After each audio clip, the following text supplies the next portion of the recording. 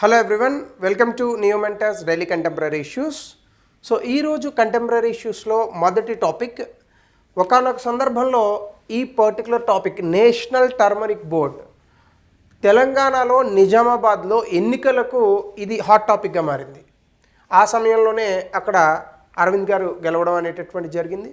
So ఇందులోనే భాగంగా కనుక మీరు చూస్తే నేషనల్ టర్మరిక్ బోర్డ్ ఇది బేసికల్గానే నిజామాబాద్లో పెడతామని అప్పట్లో ఉన్నటువంటి ఎంపీ ఎవరైతే గెలిచారో అరవింద్ గారు ఆయన చెప్పడం జరిగింది. సో ఇందులోనే భాగంగా golden future for India's golden spice అంటే టర్మరిక్ని, పసుపుని మనము గోల్డెన్ స్పైస్ అనేటటువంటి పేరుతో పిలుస్తాం. సాధారణంగా పసుపుని ఎడిటివ్గా వాడతారు. ఇది ఫుడ్ ఐటమ్ కాదు, ఇట్స్ ఎడిటివ్ అంటే ఆహారంలో దాన్ని ఒక ఎక్స్ట్రా థింగ్గా వాడతారు. సో ఇది బేసికల్గా 30 వెరైటీలు ఉన్నాయి పసుపులో. దాదాపుగా 20 రాష్ట్రాల్లో పండుతుంది. అలాగే దీనికి సంబంధించి స్కిల్లింగ్ టర్మరిక్ గ్రోవర్స్ అనేటటువంటిది ఈ నేషనల్ టర్మరిక్ బోర్డులోనే ఎవరైతే ఈ పసుపుని పండిస్తున్నారో వాళ్ళకి నైపుణ్యాభివృద్ధి చేయడము, దాంతోపాటుగా కన్జంప్షన్ ప్రపంచవ్యాప్తంగా చాలా తక్కువ దేశాల్లో ప్రపంచవ్యాప్తంగా పసుపుని పండిస్తారు. సో ఈ దేశాలకి ఇప్పుడిప్పుడే ఈ పసుపు తాలూకా ఇంపార్టెన్స్ తెలుస్తుంది. కానీ మన దేశంలో, మన సంస్కృతిలో భాగంగా ఎన్నో వందల వేల సంవత్సరాల నుంచి పసుపుని ఎలా వాడాలో తెలుసు మనకి. దెబ్బ తగిలితే పసుపు రాసుకుంటారు, మొహం ఏదైనా పాడైతే పసుపు రాసుకుంటారు, ఈవెన్ కాళ్ళకి పసుపు రాసుకుంటారు, ఏమైనా ఇబ్బంది ఉంటే పసుపు రాసుకుంటారు, లివర్ డ్యామేజ్ అయితే పసుపు నీళ్ళు తాగాలని చెప్తారు. ఇలా అనేక రకాలుగా ఉందన్నమాట. సో ప్రపంచవ్యాప్తంగా కన్జంప్షన్ అనేటటువంటిది పెంచాలి. అలాగే భారతదేశంలో ఇప్పటి వరకు ప్రపంచంలో వాడుతున్న పసుపులో 62% మనం ఎగుమతి చేస్తున్నాం. అది ఇంకా పెంచాలి. సో దీనికి సంబంధించి నేషనల్ టర్మరిక్ బోర్డ్ని హెడ్ క్వార్టర్స్ నిజామాబాద్ హెడ్ క్వార్టర్స్గా తెలంగాణలో పెడుతున్నారు. ఎందుకు తెలంగాణ నిజామాబాద్లో పెడుతున్నారంటే నిజామాబాద్ ఒక మేజర్ గ్రోయింగ్ టర్మరిక్ జిల్లా అనమాట. అలాగే తెలంగాణలో పసుపు అనేటటువంటిది సాధారణంగానే ఎక్కువ పండుతుంది. తెలుగు రాష్ట్రాల్లో, ఈవెన్ ఆంధ్రప్రదేశ్లో కూడా పండుతుంది. సో దీనికి సంబంధించి ఇప్పుడు ఈ బోర్డ్ని ministry of commerce and industry, అలాగే ఇందులో prominent members ministry of AYUSH, pharmaceuticals, agriculture and farmers welfare, department of commerce వీళ్ళందరూ కూడా ఈ బోర్డులో ఉంటారు. అలాగే స్టేట్ నుంచి కూడా రిప్రజెంటేషన్స్ ఉంటాయి, కాకపోతే అవి రొటేషన్ బేషన్లో ఉంటాయి. అంటే ఒక స్టేట్ నుంచి రిప్రజెంటేటివ్ ఉంటే నెక్స్ట్ ఇయర్ మళ్ళీ ఆ రిప్రజెంటేషన్ మారుతుందన్నమాట. ఇలా దేశవ్యాప్తంగా ఉన్నటువంటి పసుపు తాలూకా కన్జంప్షన్, ప్రొడక్షన్, ఎక్స్పోర్ట్స్ ఇవన్నీ పెంచడానికి ఈ పసుపు బోర్డుని తీసుకొచ్చారు. సో ఇది ఎగ్జిక్యూటివ్ బాడీగా మాత్రమే ఉంటుంది. ఇది స్టాట్యూటరీ బాడీ కాదు, అంటే పార్లమెంటులో చట్టం చేసినటువంటి బాడీ కాదు. ఇది కేవలం ఎగ్జిక్యూటివ్ బాడీ మాత్రమే, ఎప్పుడైనా రద్దు చేయొచ్చు కూడా. సో ఆ రకంగా ఇందులో మెంబర్స్ ఎవరు ఉంటారు, ఏ మంత్రిత్వ శాఖ కింద ఉంటుంది అనేటటువంటిది మనకి ఎగ్జామినేషన్లో ఖచ్చితంగా అడిగేటటువంటి అంశం. అలాగే ఈ గ్లోబల్ టర్మరిక్ ఇండస్ట్రీ, ప్రపంచవ్యాప్తంగా ఉన్నటువంటి ఈ పసుపుకు సంబంధించి కనుక మనం చూస్తే భారతదేశం అతిపెద్ద ఉత్పత్తిదారు, అతిపెద్ద వినియోగదారు, అతిపెద్ద ఎగుమతిదారు కూడా. అంటే ఎక్కువగా ఉత్పత్తి చేసేది మనమే, ఎగుమతి చేసేది మనమే, వాడుకునేది కూడా మనమే. ప్రపంచంలో మొత్తం వస్తున్న పసుపులో 70% మనమే ఉత్పత్తి చేస్తాము. ప్రపంచంలో మొత్తంగా ఈ పసుపుకి సంబంధించి జరిగేటటువంటి ఎక్స్పోర్ట్ అండ్ వాణిజ్యం ఏదైతే ఉందో అందులో 62% మనమే చేస్తాం. దీనికి గల రీజన్ ఏంటంటే ఈ పసుపు తాలూకా ప్రాముఖ్యత ప్రపంచ దేశాలకు తెలియకపోవడం. అందుకే ఏ దేశం కూడా వీటిని పండించదు. అలాగే పసుపు అనేటటువంటిది కూడా చాలా ఎక్కువగా అనేటటువంటిది వాడరు. మనం అంటే పూజా పునస్కారాలతో పాటు వంటలో కూడా వాడతాము. ప్రపంచ దేశాలు అలా వాడవు. ఇంకా చిల్లీ పౌడర్ ఎక్కువగా వాడతారు కానీ పసుపుని వాడరు, ఎందుకంటే వాళ్ళకి తెలియదు కాబట్టి. ఇప్పుడు తెలిస్తే డెఫినెట్గా వాళ్ళు కూడా వాడడం మొదలు పెడతారు. అలాగే 2023-24లో 3 లక్షల హెక్టేర్లో మనం పసుపును పండించాం. దాదాపుగా 10 లక్షల టన్నుల ఉత్పత్తి అనేటటువంటిది పసుపులో వచ్చింది. అలాగే ఎక్కువగా ప్రొడ్యూస్ చేసేది మహారాష్ట్ర, తర్వాత తెలంగాణ, తర్వాత కర్ణాటక, తర్వాత తమిళనాడు. ఇందులో మొత్తంగా 20 రాష్ట్రాల్లో పసుపు పండుతుంది. అందులో 30 వెరైటీలు ఉన్నాయి. కొన్ని వెరైటీలకి జాగ్రఫికల్ ఇండికేషన్ ట్యాగ్స్ కూడా ఉన్నాయి. ఉదాహరణకి తమిళనాడు పండేటటువంటి పసుపుని ఎరోడ్ టర్మరిక్ ఆ ప్రాంతంలో పండుతుంది. అలాగే లకాడాంగ్ టర్మరిక్ మేఘాలయలో పండుతుంది. ఇందులో హై సర్క్యూమిన్ కాంటెంట్ అనేటటువంటిది ఉంటుందన్నమాట. సో వెరీ పవర్ఫుల్ ఇది. అలాగే కందమాల్ హల్దీ అనేటటువంటిది ఒడిశాలో పండుతుంది. ఇప్పుడు ఈ పసుపు బోర్డుని తీసుకురావడం ద్వారా 10 లక్షల టన్నులు ఉన్నటువంటి పసుపు యొక్క ఉత్పత్తిని తర్వాత 5 సంవత్సరాల్లో 20 లక్షల టన్నులు చేయడానికి ప్రభుత్వం ఆలోచిస్తోంది. అలాగే దీని ద్వారా 2030 కల్లా పసుపుని ఎగుమతి చేసి $100 కోట్ల డాలర్ల వ్యాపారం, అంటే దాదాపుగా 8,500 కోట్ల రూపాయల వ్యాపారం అనేటటువంటిది ఎగుమతి ద్వారా, పసుపు ఎగుమతి ద్వారా చేయాలని అనుకుంటున్నారు. అలాగే ఈ పసుపుకు సంబంధించి కనుక మనం చూస్తే దీనికి లాటిన్ నేమ్ ఉంది, దాని పేరు సర్క్యూమా లోంగా, అది లాటిన్ నేమ్. అలాగే దీన్ని గోల్డెన్ స్పైసర్ కూడా అంటారు. కొన్ని చోట్ల డెఫినెట్గా చాలా వరకు అన్ని సమయాల్లోని కూడా ఈ పసుపు పండుతుంది. అలాగే rhizomatous herbaceous plant native to India and south east Asia. యాక్చువల్గా ఈ ఈశాన్య మనకి ఉన్నటువంటి వాయువ్య ప్రాంతం కదా, సౌత్ ఈస్ట్. సో ఆ ప్రాంతంలో ఉన్నటువంటి ఇండోనేషియా, మలేషియా ఇలాంటి ప్రాంతాల్లో పసుపు పండుతుంది. భారతదేశంలో చాలా ఎక్కువగా పండుతుంది, మిగతా దేశాల్లో చాలా తక్కువగా పండుతుంది. సో ఇది నేటివ్ టు ఇండియా. అయితే ఇది యాంటీ ఇన్ఫ్లమేటరీ, అలాగే యాంటీ ఆక్సిడెంట్స్, డీటాక్సిఫైయింగ్ ప్రాపర్టీస్ ఉంటాయి. అంటే సాధారణంగా బాడీలో టాక్సిన్స్ పెరిగిపోయినప్పుడు ఫస్ట్ పోయే అవయవం లివర్. దీన్ని కాపాడడంలో పసుపుకి చాలా అత్యంత ప్రాముఖ్యత అనేటటువంటిది ఉందన్నమాట. సో లివర్ని చాలా అద్భుతంగా ప్రొటెక్ట్ చేస్తుంది. అందుకే ఎక్కడో చోట పసుపుని వాడాలని చెప్తారు, అలానే ఎక్కువ తింటే పోతాం. లివర్ దాన్ని ఇది చేయలేదు, అరిగించుకోలేదు. సో కాబట్టి పసుపుని మనం ఎడిటివ్గా వాడతాం. చూడండి, ప్రతి చోట చిటికెడు వేస్తారు పసుపు, ఎంతెంత వేయరు ఎవరు, చాలా తక్కువ వేస్తారు. సో దీనికి దానివల్ల టేస్ట్ రాదు, ఏమీ రాదు. కానీ మన వంటలు కూడా ఎంత గొప్పయో చూడండి. స్టార్టింగ్లోనే అసలు పసుపు అనే దానికి ఇంత గొప్పతనం ఉందని తెలుసుకొనే మన పూర్వీకులు ప్రతి వంటలోని, ముఖ్యంగా కూరగాయలు వీటిల్లో వంటల్లో చిటికెడు పసుపు అయినా వేయాలనేటటువంటి ఒక ఆలోచనతో మన వంటలు ఆ పర్టికులర్ ప్రాపర్టీస్ని ప్రవేశపెట్టారు. దీనికి సంబంధించి మీరు కనుక వాతావరణాన్ని చూస్తే దీనికి 20 నుంచి 30 డిగ్రీల వాతావరణం ఉండాలి. రెయిన్ఫాల్ 150 నుంచి 250 సెంటీమీటర్లు, చాలా అధికంగా వర్షపాతం అనేటటువంటిది కూడా ఉండాలి. సాయిల్ వెల్ డ్రైన్ అవ్వాలి, అంటే సాయిల్లో పోరస్ అనేటటువంటిది ఎక్కువ ఉండాలి, పోర్స్ బాగా డ్రైన్ అయ్యే సాయిల్ ఉండాలి. ఫర్టైల్ సాయిల్స్ ఆర్గానిక్ మ్యాటర్లో రిచ్ ఉండాలి. ముఖ్యంగా మీకు అల్యూవియల్ సాయిల్స్లో ఇది పండుతుంది. అలాగే 1500 మీటర్స్ అబోవ్ సీ లెవెల్ ఉన్నటువంటి ప్రాంతాల్లో, అంటే మైదాన ప్రాంతాల్లో పండుతుంది. అలాగే ప్లాట్యూ ఏరియాస్లో కూడా ఇది పండుతుంది అనమాట. సో ఇది పసుపుకి సంబంధించినటువంటి ఇన్ఫర్మేషన్. ఖచ్చితంగా పసుపు బోర్డు గురించి ఎగ్జామ్లో అడుగుతాడు. ఇక రెండవ కాన్సెప్ట్ హోమ్ ఓటింగ్ అనేటటువంటి ఒక కాన్సెప్ట్. అంటే ఇది ఎవరు వేయాలి హోమ్ ఓటింగ్ అనేది? 85 సంవత్సరాలు పైబడినటువంటి వయసు ఉన్న సీనియర్ సిటిజన్స్, వయోవృద్ధులకి ఇంటి వద్ద నుంచే ఓటేసేటటువంటి ఒక కాన్సెప్ట్ ఇది. అలాగే ఎవరికైతే దివ్యాంగులు ఉంటారో 40% కన్నా ఎక్కువ డిజబిలిటీ ఉన్నటువంటి దివ్యాంగులకి ఈ హోమ్ ఓటింగ్ అనేటటువంటి కాన్సెప్ట్ని తీసుకొచ్చారు. ఇది ఈ మధ్య కాలంలో 2024 లోక్సభ ఎలక్షన్స్లో జరిగింది. ఇదేంటంటే ఒక పోస్టల్ బ్యాలెట్ ఫెసిలిటీ అనమాట. ఇది బేసికల్గా సీనియర్ సిటిజన్స్కి, అలాగే పర్సన్స్ విత్ డిజబిలిటీస్ ఎవరైతే ఉంటారో వాళ్ళకి ఓటు వేయడానికి ఒక ఈజీ పద్ధతిని తీసుకొచ్చింది ఎలక్షన్ కమిషన్. అలాగే రీసెంట్గా కనుక మీరు చూస్తే 2900 సీనియర్ సిటిజన్స్, అలాగే ఫిజికల్లీ హ్యాండిక్యాప్డ్ పీపుల్ ఎవరైతే ఉంటారో వాళ్ళు ఈ హోమ్ ఓటింగ్ అనేటటువంటి ప్రక్రియకి అప్కమింగ్ ఢిల్లీ ఎలక్షన్స్కి సంబంధించి వీళ్ళు దరఖాస్తు చేసుకోవడం జరిగింది. దీనికి ఎలిజిబిలిటీ క్రైటీరియా ఇందాక నేను చెప్పినట్టు సీనియర్ సిటిజన్స్ 85 ఇయర్స్ ప్లస్ ఉండాలి. అలాగే డిజేబుల్డ్ పీపుల్ అయితే కనుక 40% కన్నా ఎక్కువ డిజబిలిటీ అనేటటువంటిది ఉండాలి. వెరీ ఈజీ కాన్సెప్ట్, చాలా చిన్న అంశం. ఎగ్జామినేషన్లో ఎలిజిబిలిటీ క్రైటీరియా గురించి, అలాగే ఎప్పుడు ప్రవేశపెట్టారు ఇలాంటివి అడిగే అవకాశం ఉంది. అలాగే యూనియన్ లా మినిస్ట్రీ దీనికి సంబంధించి కాండక్ట్ ఆఫ్ ఎలక్షన్ రూల్స్ 1960ని అమెండ్ చేశారు. ఇందులో భాగంగానే ఈ పర్టికులర్ రూల్స్ అనేటటువంటివి 2024 లోక్సభ ఎలక్షన్స్లో పెట్టారు. ఇది ఇప్పుడు ఢిల్లీ ఎలక్షన్స్కి కూడా వర్తిస్తుంది. అలాగే మీరు కనుక చూస్తే థర్డ్ కాన్సెప్ట్ వచ్చేసి ఇండియా హైడ్రోజన్ ట్రైన్ డెవలప్మెంట్. ఇది అడ్డొచ్చేసింది, India hydrogen train development. India ప్రపంచంలోనే పవర్ఫుల్ హైడ్రోజన్ ట్రైన్ ఇంజిన్ని తయారు చేయాలని ఆకాంక్షిస్తోంది. ఒకవేళ ఇది కనుక జరిగితే 1200 హార్స్ పవర్ కెపాసిటీ ఉన్నటువంటి ఒక ఇంజిన్ వస్తుంది, which is much higher than the current engines. ఇప్పుడున్న ఇంజిన్స్ కన్నా చాలా పవర్ఫుల్. ఈవెన్ ప్రపంచ దేశాల్లో కూడా ఇంత పవర్ఫుల్ ఇంజిన్ లేదు. దీనికి సంబంధించి first trial run Jind Sonipat route హర్యానాలో ఉంది, ఈ ప్రాంతంలో చేస్తారట. ప్రపంచంలో చూస్తే కేవలం 4 దేశాల దగ్గరే ఈ హైడ్రోజన్ ఫ్యూయల్ ఉన్నటువంటి ట్రైన్స్ ఉన్నాయి. Germany, France, Sweden, China, US కూడా చేయట్లేదు. వీళ్ళందరి దగ్గర ఉన్నది కేవలం 500 నుంచి 600 హార్స్ పవర్ మాత్రమే. కానీ మన వాళ్ళు 1200 హార్స్ పవర్ని తయారు చేస్తున్నారు. అయితే దీనివల్ల యూజ్ ఏంటి అంటే ఎక్కువ పెట్రోల్ లాక్కెళ్ళగలుగుతుంది, ఒకటి స్పీడ్ వెళ్ళగలుగుతుంది. కానీ ఇక్కడ సమస్య ఇంజిన్తో కాదు, ట్రాక్స్. ఇప్పుడు మనం కూడా వందే భారత్ ట్రైన్స్ని తీసుకొచ్చాం, కానీ వందే భారత్ ట్రైన్స్ యావరేజ్ ఎంత స్పీడ్ వెళ్తున్నాయి? యావరేజ్గా 80 to 100 kilometres on an average వెళ్తున్నాయి. ఇంతకుముందు శతాబ్ది ఎక్స్ప్రెస్ కూడా అంతే స్పీడ్ వెళ్ళేది. మరి ఇప్పుడు కొత్త ట్రైన్స్ని తీసుకురావడం వల్ల ఉపయోగం ఏంటి? కొత్త రైల్వే లైన్స్ వేయాలి, అది ఇంపార్టెంట్. ఇప్పుడు ఉన్నటువంటి లైన్స్ చాలా పాతబడిపోయినటువంటి లైన్స్, ఈ ఉన్నటువంటి ఆ మీటర్ గాజ్ లైన్స్ ఏవైతే ఉంటాయో అవి ఈ ట్రైన్స్ వెళ్ళేటటువంటి వేగాన్ని తట్టుకోలేవు.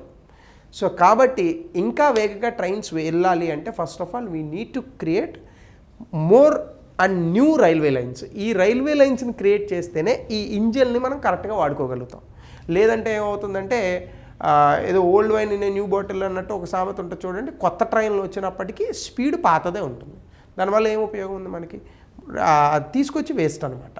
సో కాబట్టి ఇండియన్ రైల్వేస్ దీన్ని ఇండిజినస్ టెక్నాలజీ, భారత్లోనే టెక్నాలజీ యూస్ చేసి దీన్ని తయారు చేస్తున్నారు. హైడ్రోజన్ అనేది క్లీన్ ఫ్యూయల్, మీ అందరికీ తెలిసిందే.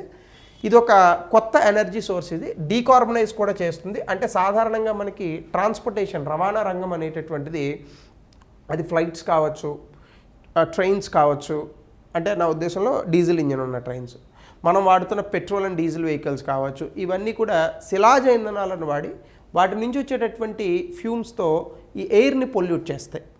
అండ్ ట్రాన్స్పోర్టేషన్ నుంచి వచ్చేటటువంటి పొల్యూషన్ చాలా అధికం. సో ట్రాన్స్పోర్టేషన్లో కనుక మనం డీకార్బనైజ్ చేయగలిగితే కొత్త టెక్నాలజీస్ తీసుకొచ్చి, it is a fantastic thing ever invented by man, human. So దీనికి గాను ఏం చేస్తుందంటే బేసికల్గా ఈ హైడ్రోజన్ ఫ్యూయల్ టెక్నాలజీ హైడ్రోజన్ని ఫ్యూయల్గా వాడుతుంది. ఒకవేళ ఇది మనం కనుక ఈ హైడ్రోజన్ వాడితే మనకి ఎగ్జాస్ట్ ఉంటుంది కదా, అంటే ఇప్పుడు ఫర్ ఎగ్జాంపుల్ మనకి ఎగ్జాస్ట్ పంప్ ఉంటుంది వెనకాల, ఆ ఎగ్జాస్ట్ పంప్లోంచి హైడ్రోజన్ ఫ్యూయల్ వాడితే అవుట్పుట్ కింద నార్మల్గా ఇప్పుడైతే పొగొస్తుంది, అప్పుడైతే మీకు వాటర్ వస్తుంది, అంతే. వాటర్ వేపర్గా వస్తుంది లేదా వాటర్ వస్తుంది, అంటే నీరు మాత్రమే బయటకు వస్తుంది. నీరు వల్ల కాలుష్యం ఏముంటుంది? ఏముండదు. సో కాబట్టి ఇది హైడ్రోజన్ ఫ్యూయల్ తాలూకా సొంతం. కాబట్టి హైడ్రోజన్ ఫ్యూయల్ ఇంజిన్స్ అనేవి ఇట్స్ ఎ క్లీన్ ఎనర్జీ ట్రాన్స్పోర్టేషన్కి సపోర్ట్ చేస్తాయి. దీనికి సంబంధించి హైడ్రోజన్లో చాలా రకాలు ఉన్నాయి. ముఖ్యంగా బ్లూ హైడ్రోజన్, ఇది న్యాచురల్ గ్యాస్ నుంచి తయారు చేస్తారు. స్టీమ్ మీథేన్ రిఫార్మింగ్ ప్రాసెస్ అని ఒకటి ఉంటుంది, దాన్ని ఎస్ఎంఆర్ ప్రాసెస్ అని అంటారు. ఇందులో కార్బన్ డైఆక్సైడ్ బై ప్రోడక్ట్గా వస్తుంది. కాబట్టి బ్లూ హైడ్రోజన్ మనకు అంతగా ఉపయోగపడదు, ఎందుకంటే కార్బన్ డైఆక్సైడ్ కూడా కార్బన్ ఉద్గారాలను పెంచుతుంది. గ్రే హైడ్రోజన్ ఉంది, ఇది న్యాచురల్ గ్యాస్ నుంచి ఎస్ఎంఆర్ టెక్నాలజీ చేస్తారు. ఇందులో కూడా CO2 ఎమిషన్స్ వస్తాయి, కాబట్టి ఇది కూడా క్లీన్ ఎనర్జీ అవ్వదు. గ్రీన్ హైడ్రోజన్ ఉంది, ఇక్కడ ఏంటంటే ఎలక్ట్రోలైసిస్ ప్రాసెస్ వాడతారు. ఎలక్ట్రోలైసిస్ అంటే ఏంటి? ఒక కెమికల్ రియాక్షన్ జరగడానికి మనం ఎలక్ట్రిసిటీని యూజ్ చేస్తాం, ఇది ఎలక్ట్రోలైసిస్ ప్రాసెస్. మనం హెయిర్ రిమూవల్ కూడా ఎలక్ట్రోలైసిస్ ప్రాసెస్ వాడతారు. సో ఇది రెన్యూబుల్ ఎనర్జీగా మనకు వస్తుంది. ఇది హార్మ్ఫుల్ బై ప్రొడక్ట్స్ని వేటిని రిలీజ్ చేయదు. గ్రీన్ హైడ్రోజన్లో మనకి వచ్చేటటువంటి బై ప్రోడక్ట్ కేవలం వాటర్ మాత్రమే. So H2O is not dangerous to planet earth. అలాగే పింక్ హైడ్రోజన్ అని ఉంటుంది, ఇది చాలా అడ్వాన్స్డ్ ప్రాసెస్, న్యూక్లియర్ ఎనర్జీని వాడుకుంటుంది. ఇది చాలా కాంప్లెక్స్ ప్రాసెస్ కూడా. అలాగే న్యూక్లియర్ ఎనర్జీ అంటే మళ్ళీ దానికంతా సెపరేట్ లాస్ అవన్నీ తీసుకురావాలి. కాబట్టి ఇప్పుడు గ్రీన్ హైడ్రోజన్ అనేటటువంటిది మనకి ఈ క్లీన్ టెక్నాలజీకి రానున్న రోజుల్లో నాకు తెలిసి బ్యాటరీ టెక్నాలజీ కన్నా more promising technology is green hydrogen. So ఇది విషయం. దీనికి సంబంధించి నేను గతంలో కూడా గ్రీన్ హైడ్రోజన్ మిషన్ లాంటి కాన్సెప్ట్స్ చేశాను. అలాగే హైడ్రోజన్ తాలూకా అడ్వాంటేజెస్ ఏంటంటే 75% ఆఫ్ ద యూనివర్స్లో హైడ్రోజన్ ఉంది, కాబట్టి ఇది అసలు అయిపోతుందనే కాన్సెప్ట్ లేదు. బై ప్రోడక్ట్ ఓన్లీ వాటర్ వస్తుంది, కాబట్టి క్లీన్ ఎనర్జీ. ఎఫిషియన్సీ కూడా ఇప్పుడున్నటువంటి అదర్ ఎనర్జీస్తో, అంటే లైక్ డీజిల్, పెట్రోల్, వీటితో పోల్చుకుంటే మోర్ ఎఫిషియంట్. అంటే తక్కువ కిలో ఆఫ్ హైడ్రోజన్కి ఎక్కువ మైలేజ్ వస్తుంది, అలాగే పర్యావరణం పాడవదు. Everything we can convert into green. So రానున్న 10 సంవత్సరాల్లో గ్రీన్ హైడ్రోజన్లో చాలా మార్పులు వస్తాయి. అలాగే కాస్ట్ కూడా కరెంట్లీ ప్రస్తుతం మాత్రం చాలా ఎక్స్పెన్సివ్గా ఉంది. 1 కిలో హైడ్రోజన్కి చాలా ఎక్కువ కాస్ట్ ఉంది, which normal people cannot afford అనమాట. సో స్టోరేజ్ అండ్ ట్రాన్స్పోర్టేషన్ కూడా చాలా కాంప్లెక్స్ ప్రాసెస్. హైడ్రోజన్ అది పంపించాలంటే దానికి కావాల్సినటువంటి వేగన్స్, దాన్ని మళ్ళీ ప్రాసెస్ని సింప్లిఫై చేయాలి, అలాగే దీన్ని మళ్ళీ స్టోర్ చేయాలి, దానికి మళ్ళీ సెపరేట్ బంక్స్ ఓపెన్ చేయాలి. ఇదంతా చాలా కాంప్లికేటెడ్ ప్రాసెస్. అలాగే సేఫ్టీ కూడా చాలా ఇంపార్టెంట్, ఎందుకంటే హైడ్రోజన్ హైలీ ఇన్ఫ్లేమబుల్. ఇది కనుక పేలిందనుకోండి పెద్ద బాంబు పేలినట్టే. సో కాబట్టి వీటన్నిటిలో ఇంకా టెక్నాలజీని మనం అందిపుచ్చుకోవాల్సినటువంటి అవసరం ఉంది, మోర్ రీసెర్చ్ జరగాల్సినటువంటి అవసరం ఉంది. ఇండియాలో గ్రీన్ హైడ్రోజన్ పాలసీ 2022లోనే తీసుకొచ్చారు. సో దీనికి సంబంధించి ఇండియాని leading producer and supplier of green హైడ్రోజన్గా మార్చాలన్నది ప్రభుత్వం యొక్క ఉద్దేశం.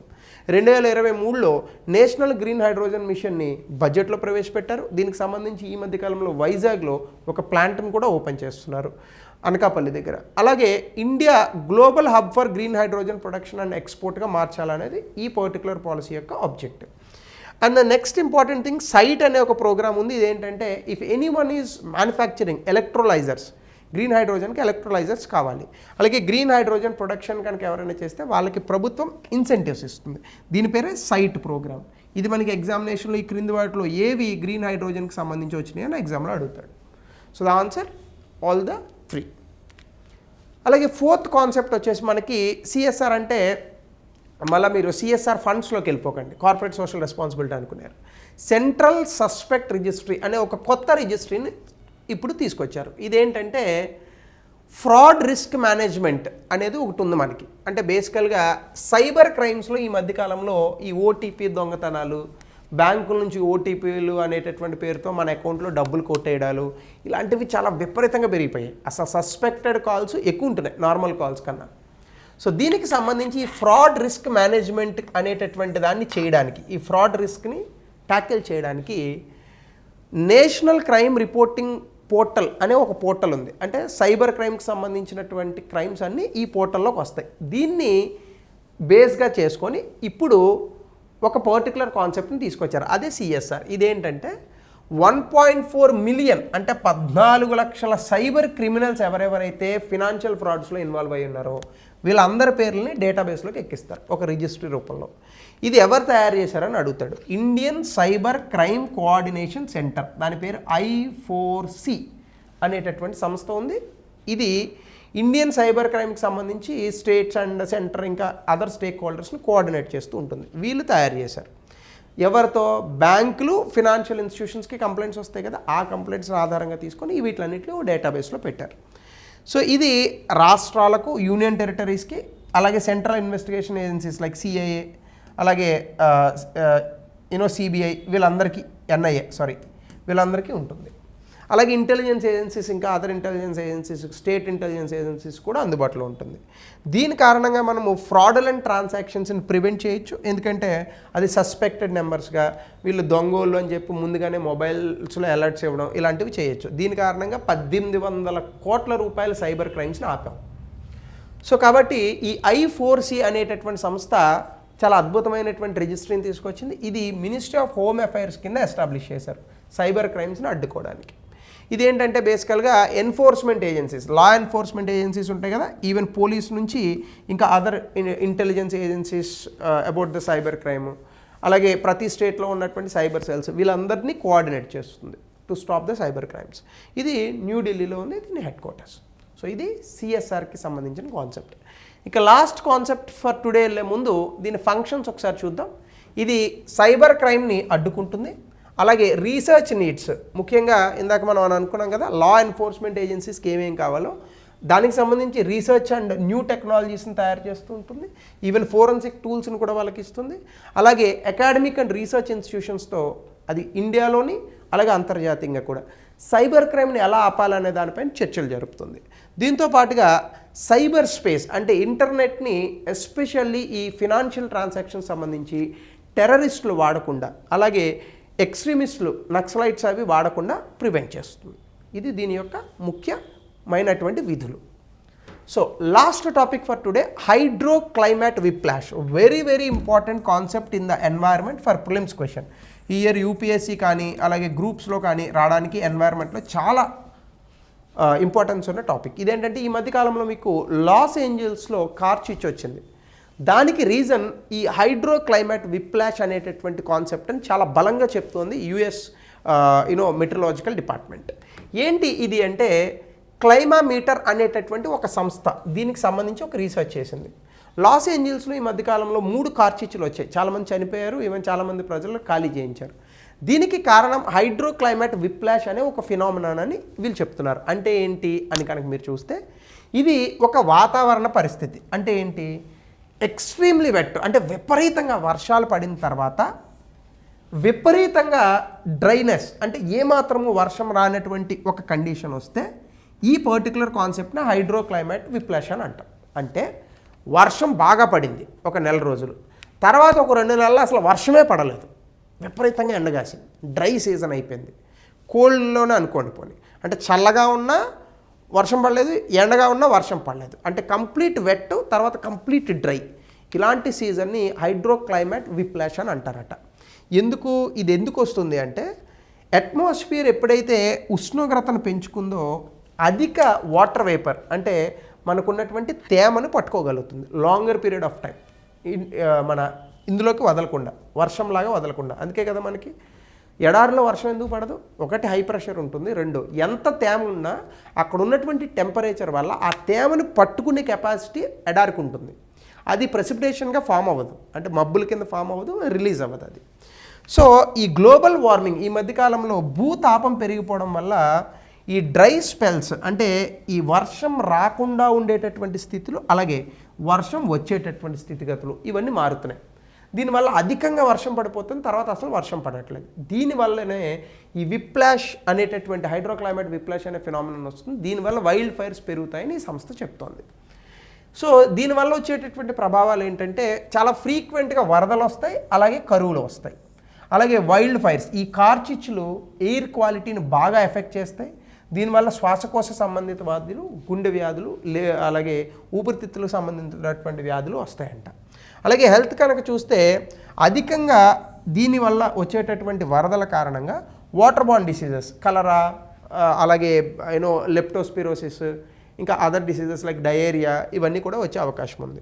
Global trends mid 20th century నుంచి అంటే 1950s నుంచి ఈ సబ్ సీజనల్ విప్లాష్ అనేటటువంటిది 31 నుంచి 66% ప్రపంచవ్యాప్తంగా పెరిగిందని ఈ సంస్థ చెప్తోంది. అలాగే ఇంటర్ యాన్యువల్ విప్లాష్ అంటే ఒక సంవత్సరంలో వచ్చేటటువంటి ఈ విప్లాష్ కండిషన్స్ 8 నుంచి 31% పెరిగాయని కూడా ఈ సంస్థ చెప్తోంది. సో దీనివల్ల కార్చిచ్చులు, వరదలు, కరువు ఇది ప్రపంచవ్యాప్తంగా పెరుగుతున్నాయి అని చెప్పి సంస్థ చెప్తోంది. కాబట్టే మనం ఇలాంటి హైడ్రోజన్ ఫ్యూయల్ లాంటి టెక్నాలజీస్ చెప్పాను కదా, వేగంగా తీసుకొచ్చి కంప్లీట్గా శిలాజ ఇంధనాల వాడకాన్ని ఆపాలి. అలా ఆపితేనే మనం మళ్ళీ మన ఎన్వైర్న్మెంట్ని పొందగలుగుతాం. Otherwise humans will perish very soon on this planet earth అని చాలామంది ఎన్వైర్న్మెంటలిస్ట్ హెచ్చరిస్తున్నారు. సో ఇవి ఈరోజు important topics in different newspapers. మళ్ళీ కొత్త టాపిక్స్తో రేపు ఫ్రెష్గా కలుద్దాం. Thank you. Have a nice day.